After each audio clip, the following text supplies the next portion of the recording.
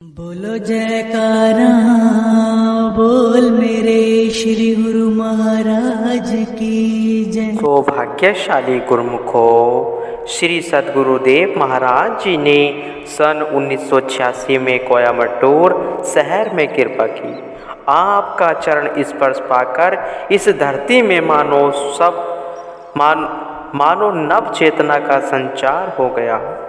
यहाँ के शुभ वातावरण में आपकी कृपा दृष्टि की शीतल फुहारों को पाकर आर्द्रता भर गई। यहाँ एक छोटा सा आश्रम बना हुआ था, जिसका मुहूर्त जनवरी सन 1985 में श्री प्रभु जी के द्वारा संपन्न हुआ था। इस शहर में सत्संग का प्रचार कुछ विशेष नहीं हो पाया था, परंतु महापुरुषों की तो यही मौज होती है कि हर स्थान हर जगह पर जीव कल्याण हेतु ऐसी व्यवस्था की जाए जिससे अधिक जीव काल और माया के बंधन से छूटकर अपने जीवन के वास्तविक ध्येय को प्राप्त कर सके। इसी हेतु आपने एक वर्ष पश्चात जब पुनः यहाँ कृपा की तो देखा कि आश्रम छोटा होने के कारण संगत को असुविधा होती। श्री मौज उठी कि एक अच्छी जगह देख कर नए आश्रम का निर्माण कराया जाए। कृपा सागर प्रभु कृपा का कौतुक रचाया। दीना बंधु ने दीनों पर करके दया आश्रम नया बनाने की मौज को दर्शाया। आपने वहाँ रहने वाले कुछ प्रेमी भक्तों को बुलाकर फरमाया कि आज सायंकाल तक आश्रम के लिए उपयुक्त स्थान देख लिया जाए। श्री आज्ञा पाकर भक्तजनों ने किसी दलाल से मिलकर 5-6 जगह देखी और श्री चरणों में आकर विनय की। आप उन भक्तजनों के संग स्वयं उन स्थानों का निरीक्षण करने पधारे। उन सब प्लांटों को देखकर फरमाया कि कोई और स्थान दिखाओ। भक्त बाल सुंदर राम जी भी उन भक्तों के साथ थे। उन्होंने विनय की, प्रभु मेरे पास एक प्लांट तो है, परंतु उसमें कुछ अड़चने हैं। पहले यह कि प्लांट रिजर्व साइड में आता है, जिसका मतलब यह है कि सरकार बिना कुछ रकम दिए इस पर अपना कब्जा कर सकती है। दूसरी अड़चन यह है कि किसी ने इस पर मंदिर बनाने के लिए अतिक्रमण कर रखा है। इसलिए इस प्लांट का निर्माण कार्य तभी हो सकता है जब सरकार से अपील करके पहले तो रिजर्व साइट का बोर्ड हटवाया जाए और फिर मंदिर बनाने वालों ने जो अतिक्रमण कर रखा है उसे हटाया जाए। परंतु यह कार्य कुछ कठिन जान पड़ता है। महाप्रभु जी ने आकर जब इस प्लांट को देखा तो इसे सर्वथा उचित जानकर फरमाया कि भक्त जी, हमने यहाँ ही आश्रम बनाना है। हमें यह जगह बहुत पसंद है। साथ में हमारी यह आज्ञा है कि आप और आपके पिताजी इस आश्रम के निर्माण कार्य की यहाँ रहकर पूरी देखभाल करेंगे। आपको अति प्रसन्न देखकर भक्त जी ने श्री चरणों में शीश झुका दिया। आपने उसी समय महात्मा ब्रह्म प्रकाशानंद जी को इस आश्रम के निर्माण कार्य में होने वाले व्यय की सारी जिम्मेवारी सौंप दी।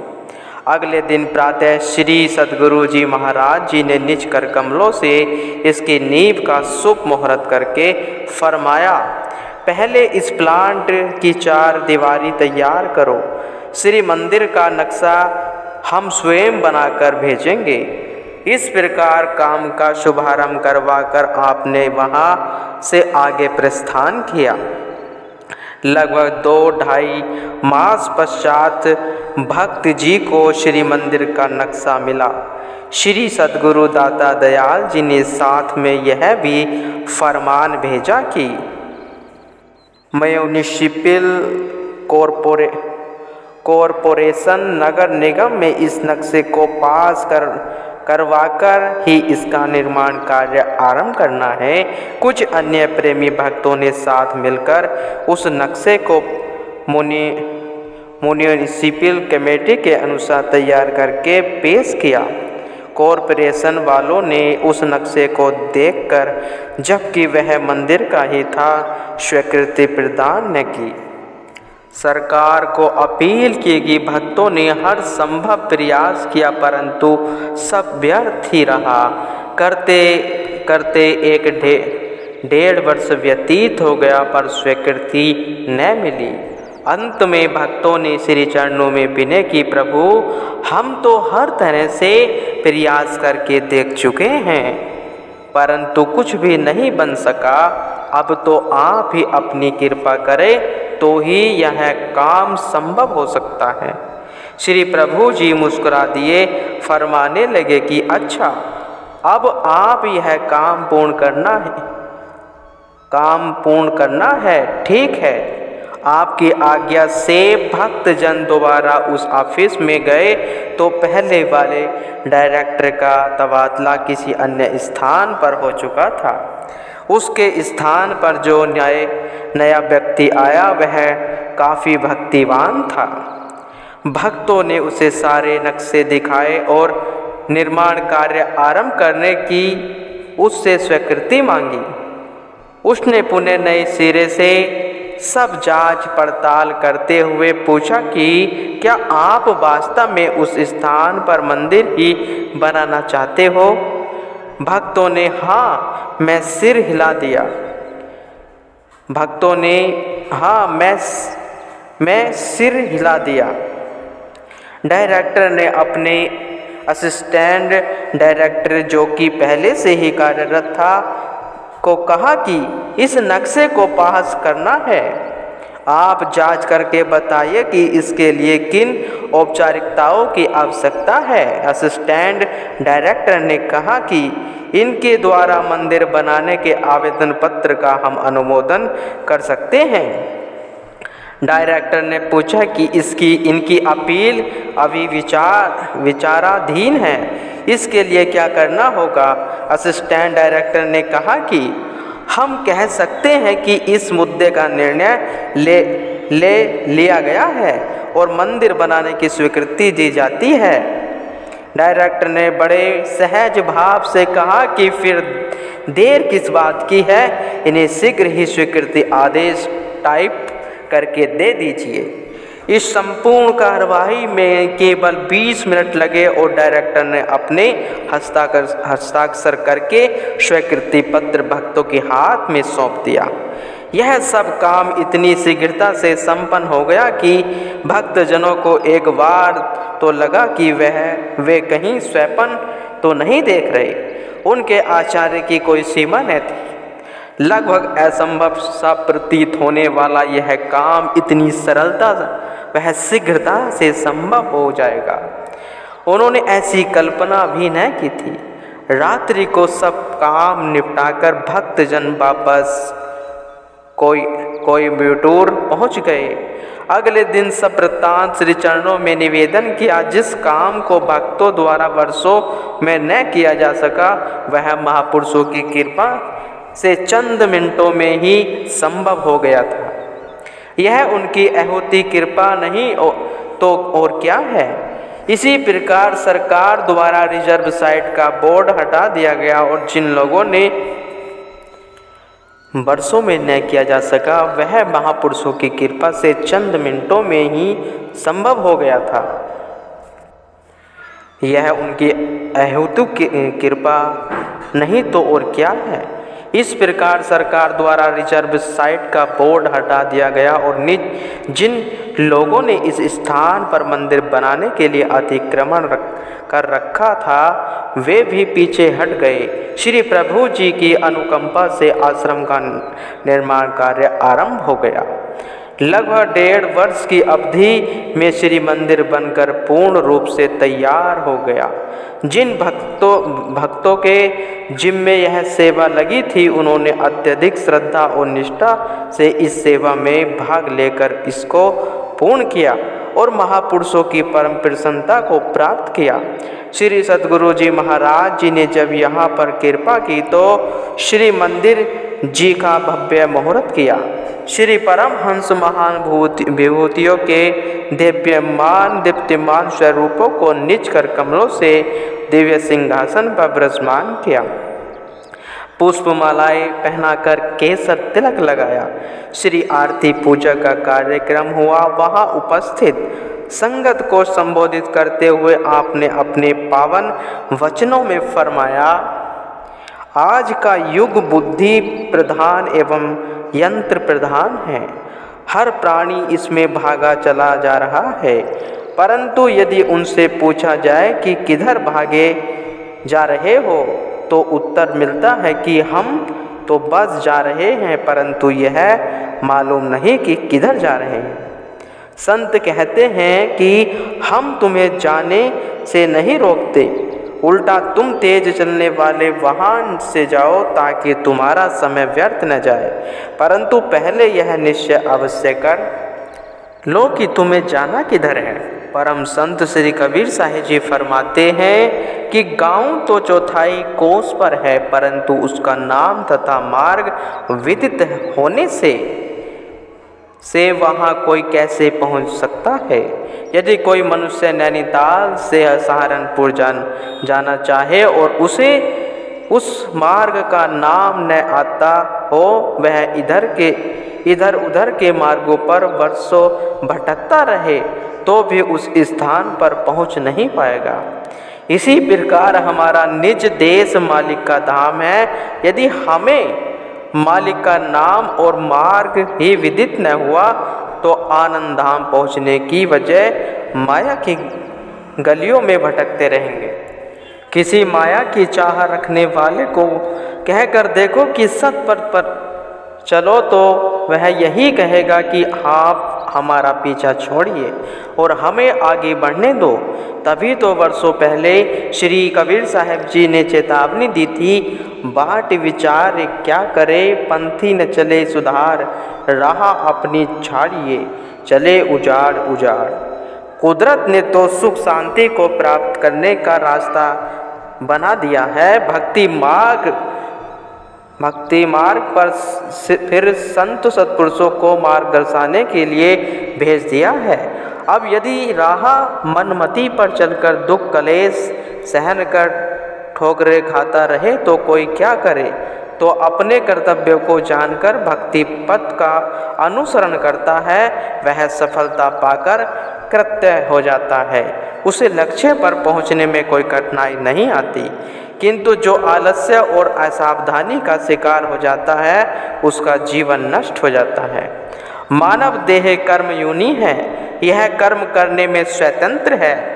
इस समय जो कुछ भी करना चाहे कर सकता है। जीव को अपने कर्मों के अनुसार फल भुगतना पड़ता है। संत महापुरुषों ने मार्गदर्शन के बिना और उनके वचनों पर अमल किए बिना जीवन नौका किनारे नहीं लगेगी। अतः यह परम आवश्यक हो जाता है कि जीव सत्पुरुषों की संगति ग्रहण कर उनसे नाम की दीक्षा लेकर उसकी कमाई करे और अपने लक्ष्य को पाकर जन्म को सकारत करे। इसी हेतु ही आज इस श्री मंदिर का मुहूर्त हुआ है। यहाँ आकर जो नित्य नियम से भक्ति के नियमों की पालना करेगा वह अवश्य ही इस संसार सागर से पार होकर अपनी जीवन आत्मा का कल्याण कर लेगा। महापुरुष कौन कौन सी रूहों को भव से निजात दिलाने के लिए कहाँ कहाँ जाकर आश्रम निर्माण करवाते हैं, उनकी इस अगम महिमा को समझ पाना जीव बुद्धि की सामर्थ्य से बाहर है। जीव कल्याण के लिए उनके द्वारा किया गया पुरुषार्थ अवर्णनीय है। भक्ति से पूर्णता अनभिज्ञ माया की दलदल में फंसा हुआ जीवों के हृदय में नाम का बीजारोपण कर आपने कैसे इन्हें सत्पथ पर लगाया, संसार में आने का असली उद्देश्य समझाया, जीवन जीने का ढंग सिखाया। यह सब आपकी महामहिमा है, महान उपकार है, जिन्हें देखकर शीश स्वतः ही श्री चरणों में झुक जाता है, वाणी मुख हो जाती है, बुद्धि ठगी सी रह जाती है कलम में भी इतनी सामर्थ्य कहाँ जो इन उपकारों को लेखनबद्ध कर सके। संत दया बाई जी भी सत्पुरुषों की महिमा का गान करते हुए अपनी वाणी में वर्णन करती हैं। साध रूपी हर आपके पावन परम पुराण, मेटे दुविधा जीव की सबका करे कल्याण। साध संग महिमा अधिक गावत सस महेश, ये जग में दाता बड़े तेत दान उपदेश। अतः परम पिता परमात्मा ही महासत्पुरुषों के पावन और दिव्य स्वरूप में अवतरित होते हैं। संसार में आकर सांसारिक जीवों पर दया दृष्टि करके उनकी समस्त दुविधाओं को दूर करके उनकी आत्मा का कल्याण करते हैं। सत्पुरुषों की अगम अथा वह अपरंपार महामहिम का शेष और महेश भी अपनी वाणी में वर्णन नहीं कर पा। सत्पुरुष जगत के सबसे बड़े तादार होते हैं, जो जीवों को सत उपदेश देने के लिए संसार में प्रकट होते हैं। वे जिस सत और अनमोल वस्तु अर्थात भक्ति की दात प्रदान करते हैं, उसके आगे तीनों लोकों की वस्तुएं तुच्छ हैं। महापुरुष संसारी जीवों में उत्तरोत्तर भक्ति नाम की ज्योति जगाते हैं। उनके अंदर में शीघ्र यह ज्योति प्रकाशित होकर अपने मानव जीवन के लक्ष्य की ओर अग्रसर करती है। वे स्वयं ही इस पथ पर बढ़ते जाते हैं और उनके संपर्क में आने वाले अन्य जिज्ञासु जीव भी लाभ उठाते हैं। ऐसे ही पुरातन संस्कारी भक्तों में से भक्त बाल सुंदर राम जी और उनके बहनोई भक्त बासु ब्राह्मण जी श्री सद्गुरु जी महाराज जी के पावन श्री दर्शन करते हुए वचन अमृत श्रवण करते ही भक्त जी के अंदर में श्री मंदिर श्री आनंदपुर दरबार की सेवा और नाम की भक्ति की कमाई करने की लगन लग गई। इनके बहनोई संसार में रहते हुए भी दरबार के प्रति पूर्णता समर्पित थी।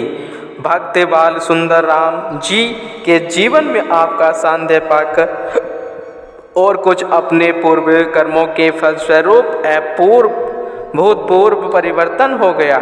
संसार की ओर पीट करके उन्होंने कुल मालिक का ध्यान तस्वर अपने हृदय में अंकित कर लिया और शरणागत होकर सर्वस्व श्री चरणों में भेंट कर दिया और श्री आज्ञा में जीवन को ढालकर हित चित्त से सेवा करते हुए श्री चरणों में समा गए।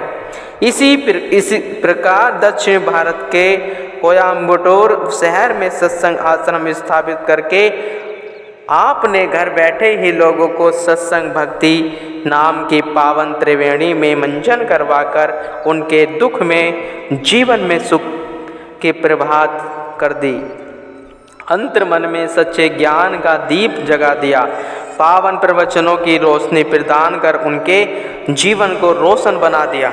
श्री सद्गुरु जी महाराज जब भी बेंगलोर में कृपा करते तो कई बार मैसूर, कोयम्बटूर, मद्रास, विजयवाड़ा आदि स्थानों पर श्री दर्शन देकर पावन प्रवचनों से जागृत प्रदान करते। संस्कारी अधिकारी जीव जिज्ञासु जन आध्यात्मिक नव चेतना पाकर कृतार्थ होते और हो रहे हैं। महापुरुषों की महामहिमा का बखान वेद शास्त्र भी नीति बयान करते हैं। फिर मानव बुद्धि भला क्या बखान करे। उसी दिन रात्रि समय आपने प्रवचन फरमाए। संत महापुरुष जीवों की भलाई के लिए आत्मकल्याण का मार्ग प्रशस्त करने के लिए निष्काम सेवा, भजन, सुमरन और सत्संग के नियम अपनाने के लिए सत्संग आश्रमों की रचना रचाते हैं। इनमें पहुंचकर जीव तन मन धन को सार्थक कर लेते हैं। निष्काम सेवा से आंतरिक खुशी प्राप्त होती है। इस सेवा के लिए देवी देवता भी तरसते हैं गुरुमुखों।